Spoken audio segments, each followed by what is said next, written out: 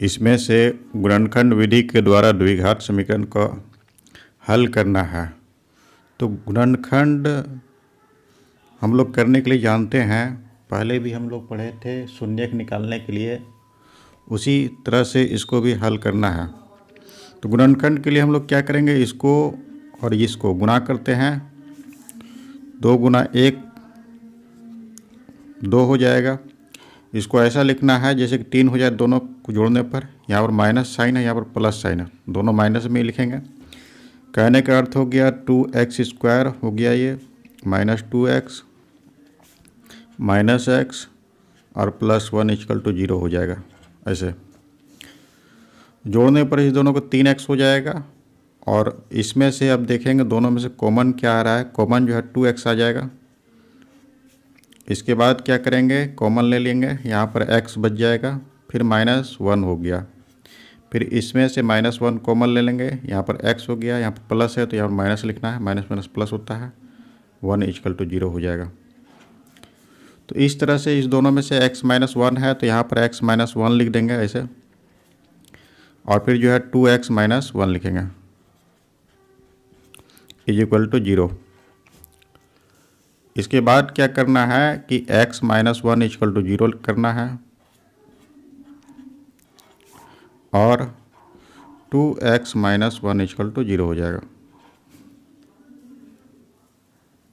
तो इसको हल करने पर x = 1 और इधर से हल करेंगे 2x = 1 हो जाएगा। तो x का वैल्यू 1/2 निकलेगा। तो इस तरह से इसका मूल जो हो गया, द्विघात समीकरण का मूल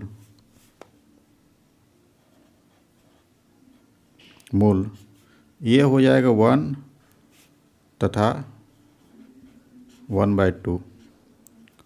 और द्विघात समीकरण का हल जो होता है उसका 2 से अधिकतम हल 2 होगा।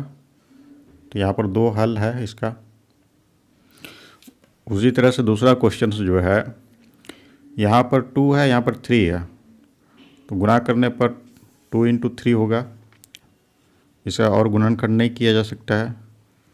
और यहाँ पर जो है दोनों को जोड़ देंगे तो 5 आ जाएगा। -2x -3x के टर्म में इसको तोड़ना है। तो यहाँ पर हो जाएगा 2x² -2x और -3x + 3 = 0 हो जाएगा। तो इससे क्या करेंगे, 2x दोनों से कॉमन आ जाएगा। 2x कॉमन आ जाने के बाद यहाँ पर x हो जाएगा, फिर -1 हो जाएगा। उसी तरह से इसमें से भी -3 कॉमन आ जाएगा, तो यहाँ पर x - 1 हो गया = 0 हो गया। इसके बाद क्या करेंगे, x - 1 दोनों से कॉमन आ जाएगा इस तरह से। इसके बाद 2x - 3 हो जाएगा = 0 हो जाएगा। तो x - 1 = 0 और 2x - 3 = 0 हो जाएगा। तो इससे जो है x का वैल्यू 1 निकलेगा और इससे जो है 2x = 3 हो गया। x का वैल्यू 3/2। तो मूल इसका जो है वो हो गया 1 और 3/2।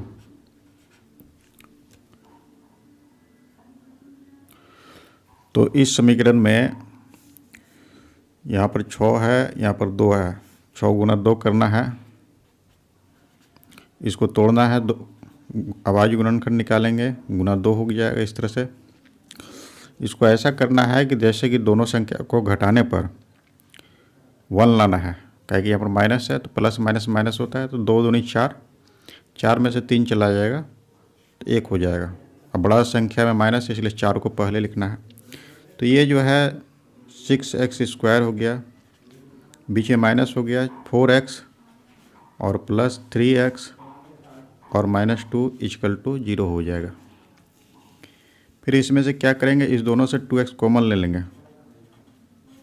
तो ये हो जाएगा 3x और माइनस हो गया 2 और इसमें से 1 कॉमन ले लेंगे तो 3x - 2 = 0 हो जाएगा। तो 3x - 2 दोनों से कॉमन आ जाएगा इस तरह से, फिर जो है 2x प्लस 1 हो जाएगा इज इक्वल टू 0 हो गया। तो 3x minus 2 is equal to 0 और 2x plus 1 is equal to 0 हो गया। तो इससे क्या निकल जाएगा, 3x इज इक्वल टू हो गया 2, x इज इक्वल टू हो गया 3/2 और ये साइड में क्या हो जाएगा, 2x इज इक्वल टू हो गया 1, तो x इज इक्वल टू हो गया 1/2। इस प्रकार से मूल जो हो गया वो है 3/2 और 1/2 माइनस हो गई है, यहाँ पर माइनस लगेगा, यहाँ पर भी माइनस होगा, -1/2। इस तरह से इसका मूल निकालेंगे। इसमें से देखना है, यहाँ पर 3 है, यहाँ पर 2 है, तो 3 × 2 ये हो जाएगा, ये 6 होता है। तो यहाँ पर रूट में है तो √6 को 2 बार ऐसे लिख सकते हैं, √6 × √6 इज इक्वल टू 6 होता है। तो इसको 2 बार में लिख करके ये 2 आ जाएगा, तो 3x² हो गया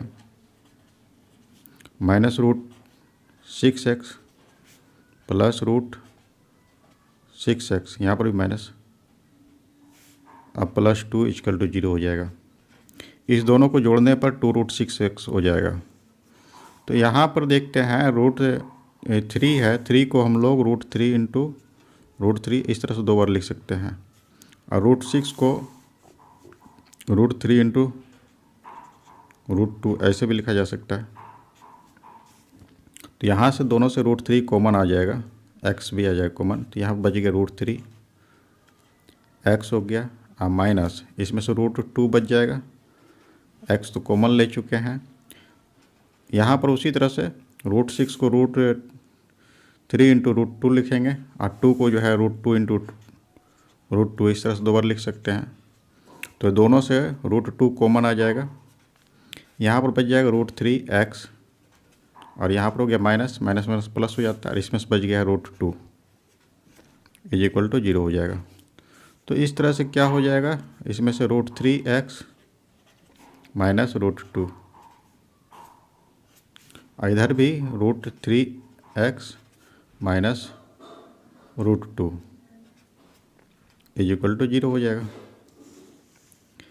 आगे क्या करेंगे, दोनों को 0 करना है, √3x माइनस √2 पर होल स्क्वायर भी लिख सकते हैं, या फिर अलग अलग करके 0 कर देते हैं, और √3x minus √2 is equal to 0। इसको हल करना है, √3x इज इक्वल टू √2 निकलेगा, तो x इज इक्वल टू क्या हो जाएगा, √3/√2 इस तरह से होगा। उसी तरह से इसमें भी जैसे और में करके इधर लिख देते हैं, इधर क्या हो जाएगा, √3x इज इक्वल टू √2 हो जाएगा। तो x इज इक्वल टू क्या निकलेगा इससे, √2/√3। तो इसका दोनों मूल जो है बराबर है, तो मूल जो है इसका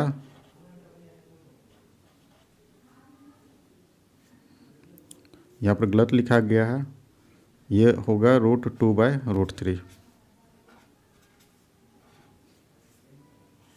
मूल जो हो गया इसका √2/√3 और √2/√3, इस तरह से दोनों मूल आपस में बराबर होगा। तो इस क्वेश्चन में भी मूल निकालना है, तो मूल निकालने के लिए सबसे पहला इसको और इसको गुणा करते हैं। तो यहाँ तो ये तो अभाज्य गुणनखंड के ही रूप में है, लेकिन 300 को हम लोग पहले अभाज्य गुणनखंड निकाल लेते हैं इसका। तो 2 से पहला 150 हो गया, फिर 2 से देना है 75, इसी तरह से 3 बार में ये 25 हो जाएगा, फिर 5 से इस तरह से होता है। तो इसको अगर लिखेंगे तो पहले ये 2 हो गया, इधर जो है डबल बार 2 है, और फिर जो है 3 × 5 × 5 इस तरह से होगा। तो यहाँ पर देखते हैं कि माइनस साइन है, कहने का अर्थ हो गया दोनों संख्या को घटा करके हमको 1 लाना है। तो यहाँ पर देखेंगे 3 दूना 6, दूना 12, दूनी 24, यहाँ से 24 हो गया और ये रहा 25। ठीक है, 25 में से बड़ा साइन लगा देंगे क्योंकि बड़ा प्लस है यहाँ पर। तो 2x² हो गया प्लस 25x हो गया माइनस 24x हो गया और माइनस 300 = 0 हो गया। तो इस तरह से इसमें से जो है देखेंगे कॉमन क्या आ रहा है, x ओनली कॉमन आ रहा है। तो 2x हो गया प्लस 25 हो गया। उसी तरह से यहाँ पर जो है दोनों में से देखेंगे माइनस 12 कॉमन आ जाएगा, तो ये 2x हो जाएगा और फिर प्लस हो गया तो 12 दूनी 24 हो गया, 6 12 पंचे 60 हो जाएगा। इस तरह से = 0। आगे जो है ये 2x प्लस 25 हो गया और ये जो है x - 12 = 0 हो जाएगा। तो इस तरह से दोनों वैल्यू को 0 करना है। 2x प्लस 25 = 0 और x - 12 = 0 हो गया। तो इससे सॉल्व करने पर 2x = हो गया -25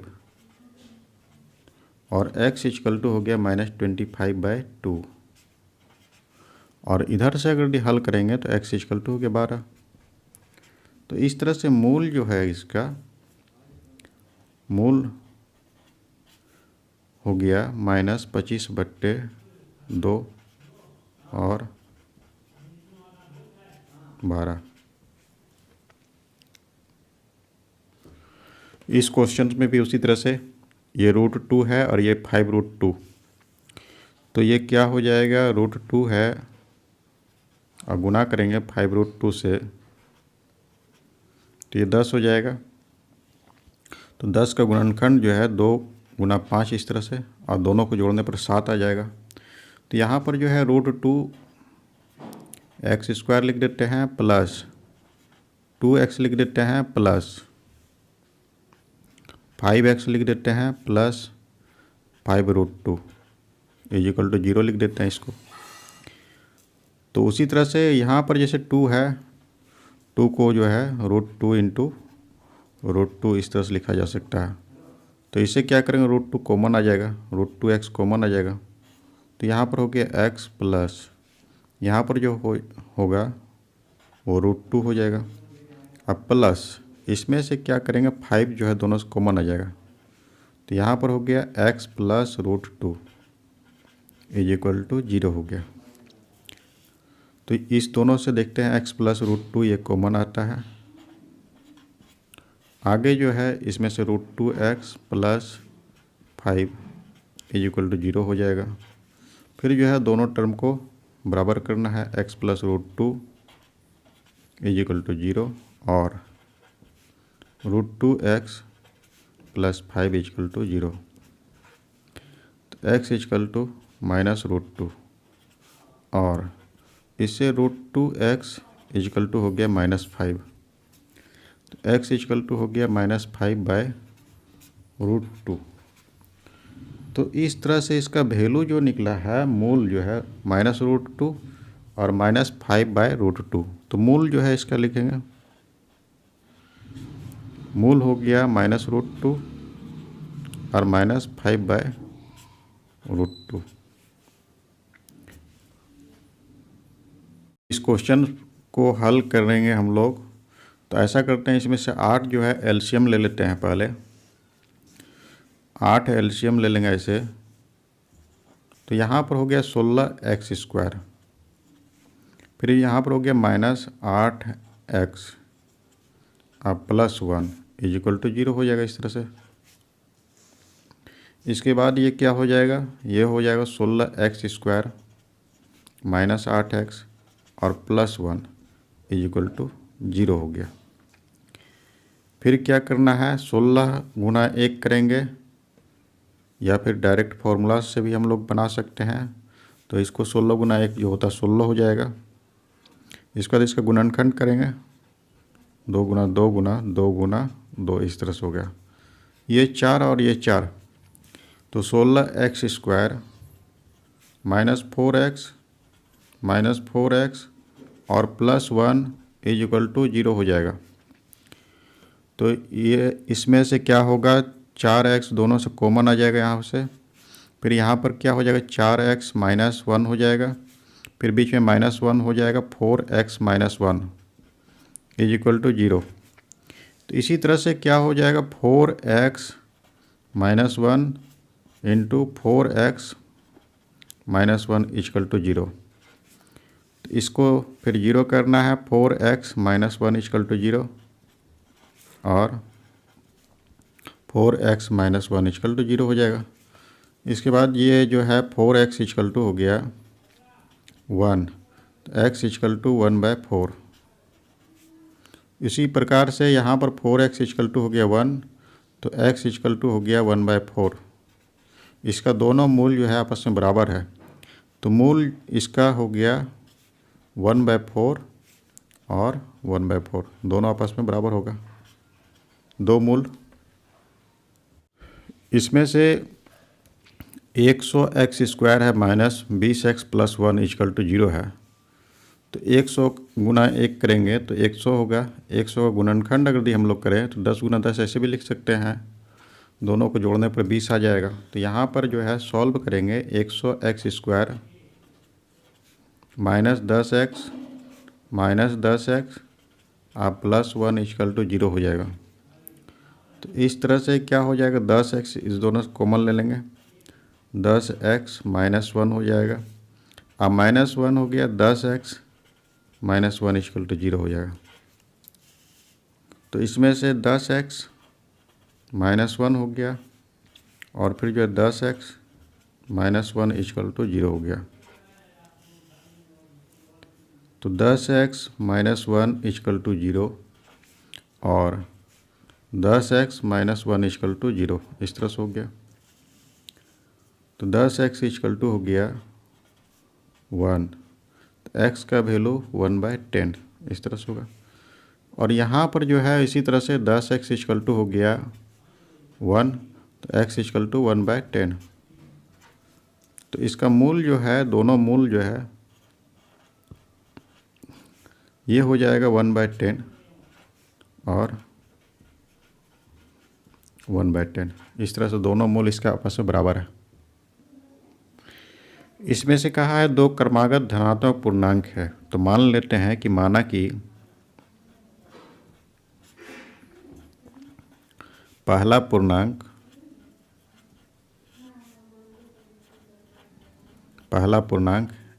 x है तथा दूसरा पूर्णांक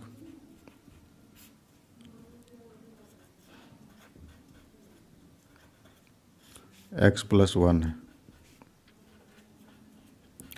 तो इस प्रकार से इनका वर्ग जो होता है, वर्गों का योग जो है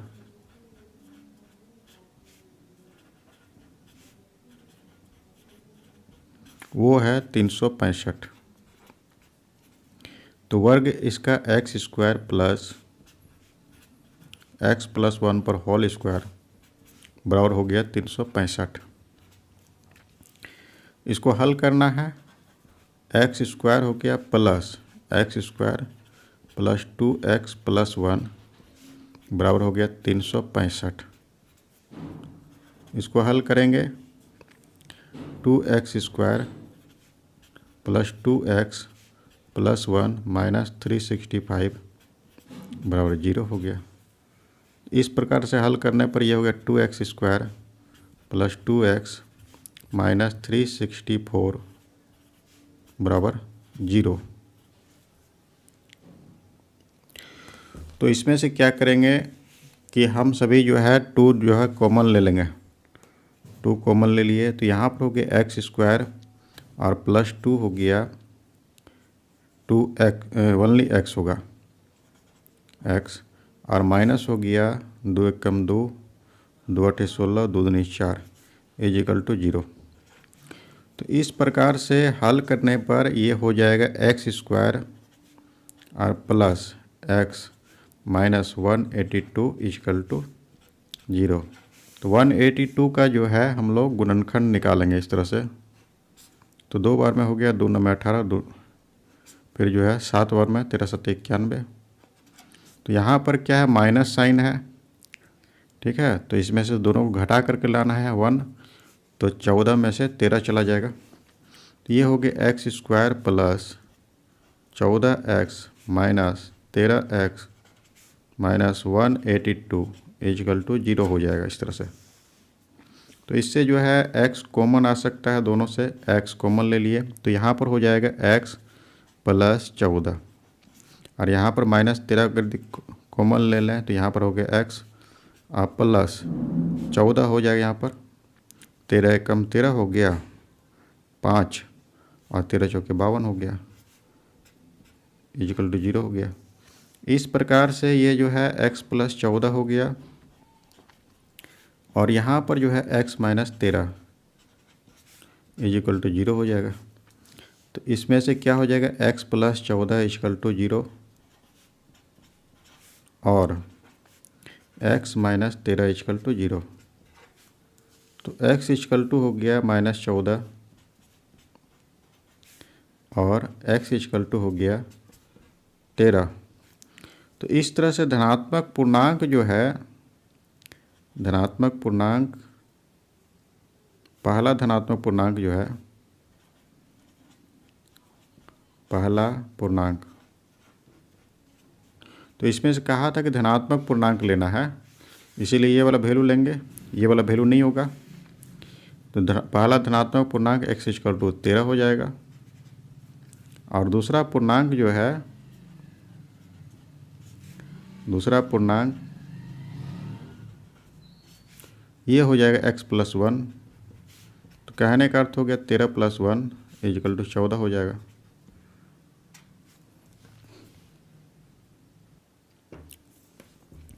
इसमें से कहा है कि कोई समकोण त्रिभुज, इस तरह से समकोण त्रिभुज, और इसका कर्ण जो है 13 सेंटीमीटर दिया हुआ है, और त्रिभुज की ऊंचाई जो है उसके आधार से 7 सेंटीमीटर कम है। ये अगर x मान लें तो ये x माइनस 7 होना चाहिए। तो माना कि आधार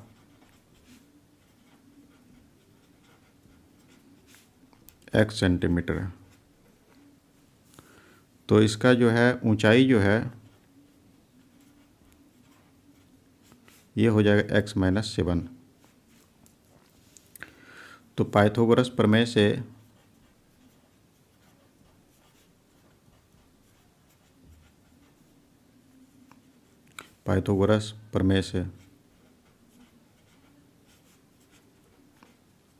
क्या होता है, आधार स्क्वायर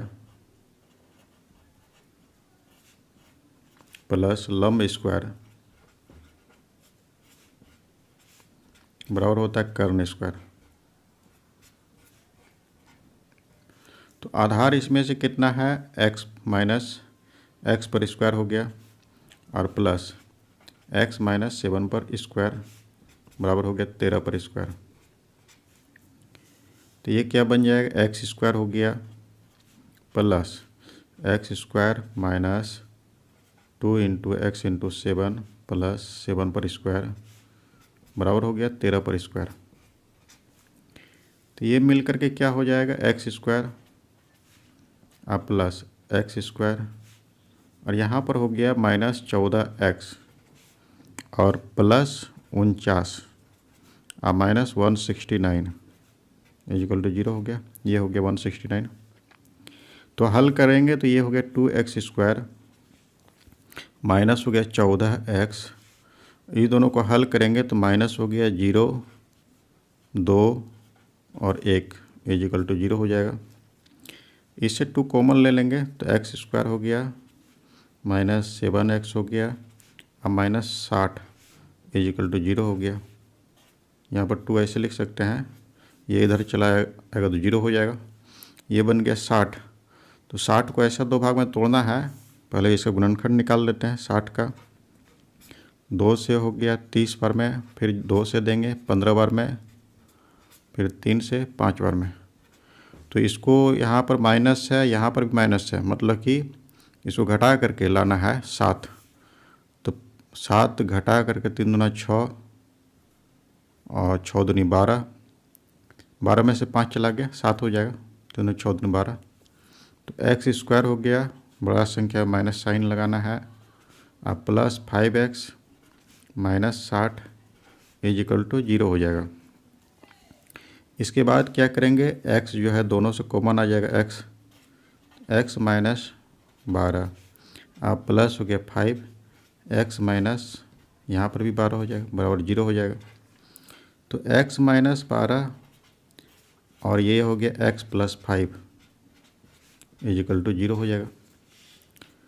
तो x minus 12 is equal to 0 हो गया और x plus 5 is equal to 0 हो जाएगा। x का वैल्यू इससे 12 निकलेगा और x का वैल्यू इससे माइनस 5 निकलेगा। तो कभी भी लंबाई हम लोग नेगेटिव नहीं लेते हैं, इसलिए ये वाला नहीं होगा वैल्यू। तो x का वैल्यू जो है 12 हो जाएगा। तो आधार जो है आधार x बराबर 12 हो गया और ऊंचाई जो है ये हम लोग माने थे x माइनस 7। तो x का वैल्यू 12 और माइनस 7 बराबर 5 हो जाएगा। इसमें से कोई कुटीर उद्योग है और कुछ बर्तन का निर्माण करता है। एक दिन देखा गया कि प्रत्येक नग का जो है निर्माण लागत जो होता है, उस दिन निर्माण किए गए बर्तनों की संख्या के 2 गुने से 3 अधिक है। तो मान लेते हैं, माना कि बर्तनों की संख्या, माना कि निर्मित बर्तनों की संख्या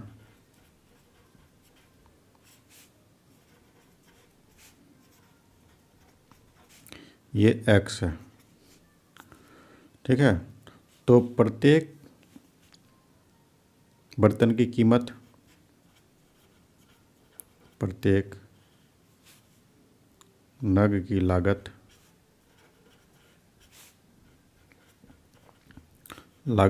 ये हो जाएगा 2 गुने से 3 अधिक। जितना बर्तन निर्माण हुआ है, बर्तनों की संख्या, उसका 2 गुना करेंगे और उससे 3 अधिक कर देंगे, 3 जोड़ देंगे। तो निर्माण लागत जो होता है, निर्माण लागत, तो बर्तन की संख्या x है और एक बर्तन का कीमत जो है इतना है, तो गुना करेंगे तो पता चल जाएगा कितना लागत है। तो निर्माण लागत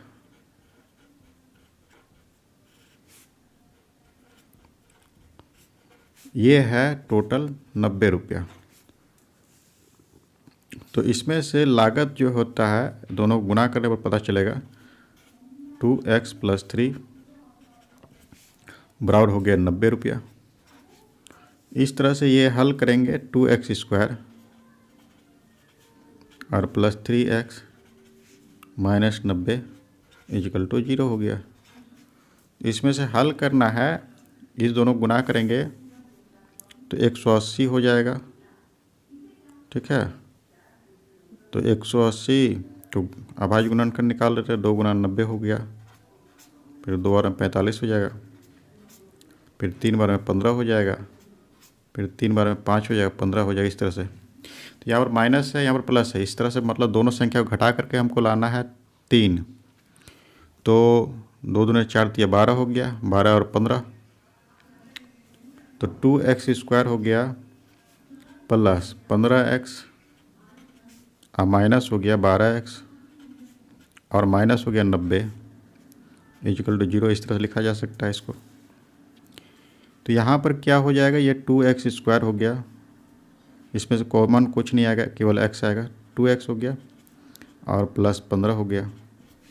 और यहाँ पर जो है इसमें से हम लोग 6 कॉमन ले सकते हैं, -6। तो यहाँ पर हो गया 2x और यहाँ पर हो गया प्लस 15 छक्के 90 होता है, इज इक्वल टू 0 हो जाएगा।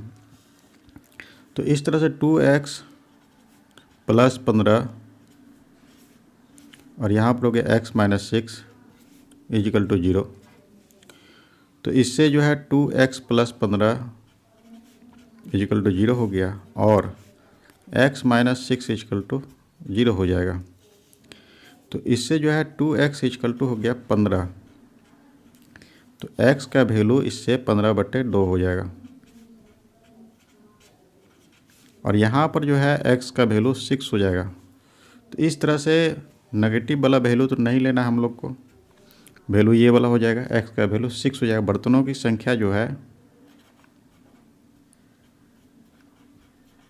बर्तनों की संख्या x इक्वल टू 6 हो गया। अब प्रत्येक नग की कीमत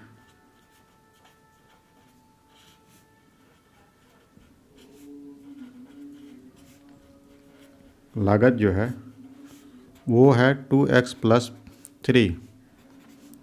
कहने का अर्थ हो गया 2 × 6 + 3, तो 15 रुपया निकलेगा इसका लागत।